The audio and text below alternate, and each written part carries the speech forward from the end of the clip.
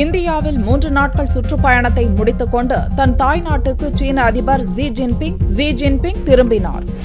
இந்தியாவில் 3 நாட்கள் சுற்றுப்பயணத்தை மேற்கொண்ட சீன அதிபர் ஷி ஜின்பிங் வெள்ளியன்று முன்னாள் பிரதமர் மன்மோகன் சிங், காங்கிரஸ் தலைவர் சோனியா, துணைத் தலைவர் ராகுல் ஆகியோரை சந்தித்து பேசினார். லோக்சபா சபாநாயகர் சுமித்ரா மகாஜனும் சீன அதிபரை சந்தித்து பேசினார். இதைத் தொடர்ந்து வெள்ளியன்று பிற்பகலில் தனது இந்திய சுற்றுப்பயணத்தை முடித்துக் கொண்டு பெய்ஜிங்குக்கு தனி விமானத்தில் ஷி ஜின்பிங் புறப்பட்டார். டெல்லி விமான நிலையத்தில் சீன அதிபரையும் அவர் மனைவி பெங் லியூயானையும் மத்திய மனிதவள மேம்பாட்டுத்துறை அமைச்சர் ஸ்மிருதி இரானி மற்றும் வெளியுறவுத்துறை அதிகாரிகள் வழி அனுப்பி வைத்தனர். டெல்லியில் வியாழனன்று பிரதமர் மோடியை சந்தித்து ஜின்பிங் பேச்சுவார்த்தை நடத்திய போது இந்தியா சீனா இடையே ரயில்வே, சுகாதாரம், கலாச்சாரம், வர்த்தகம் உள்ளிட்ட துறைகளில் 12 ஒப்பந்தங்கள் கையெழுத்திடப்பட்டன.